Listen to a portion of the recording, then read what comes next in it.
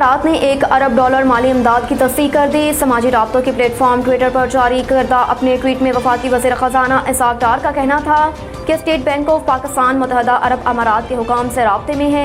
$1 अरब जमा करवाने के लिए दस्तावेज को हतमी शक्ल दी जा रही है। वाज़ेह रहे कि आलमी मालियाती फंड IMF ने पाकिस्तान के साथ जल्द स्टाफ लेवल मुआहदे की यकीन दहानी करवा दी है। पाकिस्तान और IMF के दरमियान गुज़श्ता रोज़ एक और अहम वर्चुअल इजलास हुआ, जिसमें पाकिस्तान की क़यादत वज़ीर ख़ज़ाना इसाक डार ने की, जबकि वज़ारत ख़ज़ाना इक़्तिसादी अमूर के सेक्रेटरीज़ और गवर्नर स्टेट बैंक वाशिंगटन से इजलास में शरीक हुए। इजलास के दौरान वज़ीर ख़ज़ाना इसाक डार और डिप्टी MD IMF एंटोनेट मनीसा ने पाकिस्तान की मुआशी सूरत हाल और इस्लाहात पर तबादला ख्याल किया। पाकिस्तान की जानिब से IMF प्रोग्राम के पेशगी अहदाफ पर अमल दरामद का जायजा लिया। परवेज़ इलाही के खिलाफ गैर मुल्की कंपनी से कमीशन लेने के इल्ज़ाम में मुकदमा दर्ज। एंटी करप्शन हुकाम के मुताबिक चौधरी परवेज़ इलाही के खिलाफ मुकदमा गैर मुल्की कंपनी से 12 करोड़ रुपए कमीशन की वसूली के मामले पर दर्ज हुआ। मुकदमे में कहा गया कि साबिक वज़ीर आला परवेज़ इलाही ने अपने दौर में 3 अरब 10 करोड़ की मशीनरी बैरून मुल्क से खरीदी थी, जिसमें गैर मुल्की कंपनी से 54% कमीशन पर मामला तय हुआ। कंपनी ने गारंटी चेक भी दे दिया, लेकिन उसे पेमेंट ना की गई।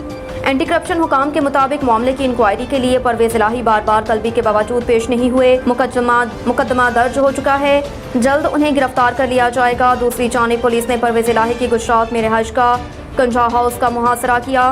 पुलिस की 20 से ज़ायद गाड़ियों ने घर के बाहर नाका लगाए रखा। रिपोर्ट्स के मुताबिक पुलिस आधे घंटे बाद बगैर किसी गिरफ्तारी के रवाना हो गई। भक्कर में अली अमीन गंडापुर 3 रोज़ा जिस्मानी रिमांड पर पुलिस के हवाले। भक्कर की मुकामी अदालत ने रहनुमा तहरीक इंसाफ अली अमीन गंडापुर को 3 रोज़ा जिस्मानी रिमांड पर पुलिस के हवाले कर दिया। अली अमीन गंडापुर भक्कर में दर्ज 3 मुकदमात के लिए अदालत में पेश हुए। गैर कानूनी असले के केस में अदालत ने अली अमीन गंडापुर को डिस्चार्ज कर दिया, जबकि थाना सराय मुहाजिर में मुकदमा दर्ज मजिस्ट्रेट की अदालत ने अली अमीन गंडापुर को 3 रोज़ा रिमांड पर पुलिस के हवाले किया। दूसरी जानिब अली अमीन गंडापुर को तीसरे मुकदमे में इंसाद दहशतगर्दी अदालत सरगोदा में कल पेश किया जाएगा। अली अमीन गंडापुर के वकील रफ़ीक अहमद न्याजी ने मीडिया से गुफ्तगू करते हुए कहा कि अली अमीन गंडापुर को नाजायज़ असला केस में ज़बरदस्ती नामजद किया गया। बताया गया कि अदालत ने अली अमीन को असला केस से डिस्चार्ज कर दिया है। इससे कबल आज अली अमीन गंडापुर को इस्लामाबाद में सदर भक्कर मुंतकिल कर दिया गया था।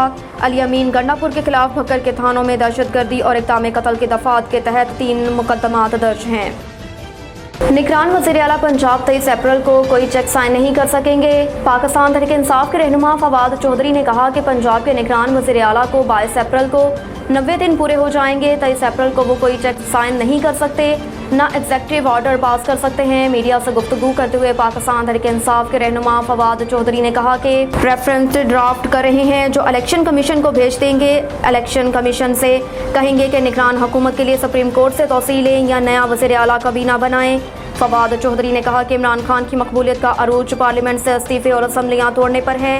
इलेक्शन 90 दिन से आगे नहीं जा सकते। उन्होंने मजीद कहा कि बेनज़ीर भुट्टो की शहादत पर इत्तफाक राय से इलेक्शन मुलतवी हुआ, मामला अदालत में नहीं गया। इमरान खान किस लिए गिरफ्तारी दे, उन पर कोई केस ही नहीं है।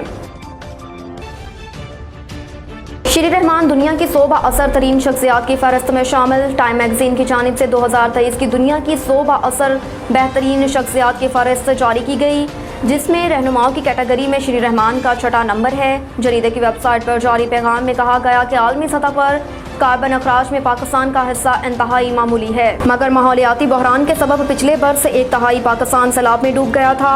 टाइम मैगजीन के मुताबिक नवंबर में श्री रहमान मिस्र में मुनक्किद COP 27 इजलास में उन सैलाब ज़दगान की आवाज़ बनी जो कुदरती आफात के सबब अपना सब कुछ खो बैठे थे।